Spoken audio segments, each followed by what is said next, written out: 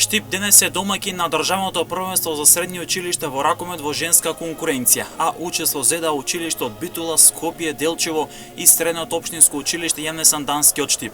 Надпреварите се играат во спортската сала при средното општинско училиште Колен Ехтенин во Штип. Колен Ехтенин Штип денеска е повторно домаќин на еден голем спортски настан. Станува збор за државно првенство во ракомет за средношколци за девојчиња. Се надеваме дека ќе имаат убав ден нашите спортисти, ќе се спортуваат, ќе се забавуваат и, како што рековме, во здраво тело, здрав дух. Штип уште еднаш потврдил зошто е град на спортот и се покажа во многу наврати како одличен домаќин, а во организација на Сојузот на училишен спорт на Штип. Денеска со Колен Ехтенин домаќин на државното првенство за ракомет за девојчиња. Овде учествуваат екипи победниците од источниот регион, западниот регион, Скопскиот регион и домаќинот Штип, кои ќе се надпреваруваат во ракомет. Денеска се надевам дека ќе имаме добри надпревари и ќе победи најдобриот. На државното првенство за средни училишта во ракомет во женска конкуренција настапија 4 училишта.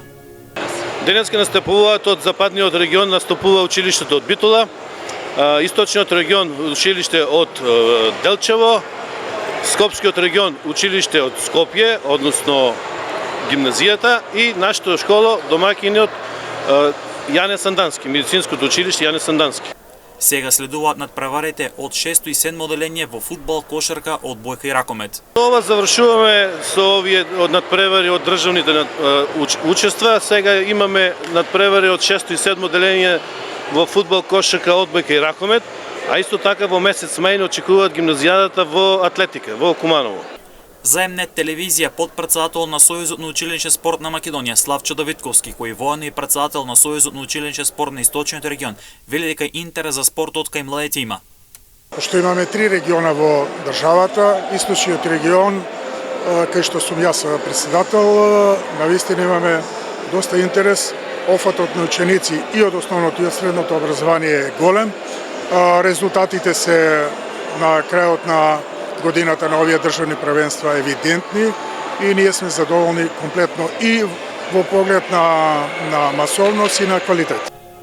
Следен спортски настан под капата на Сојузот на училишен спорт, како што истакна Давидковски за МНЕТ телевизија, ќе биде на 14 мај во Кочани, каде ќе се одржи Олимпијадата за основни училишта.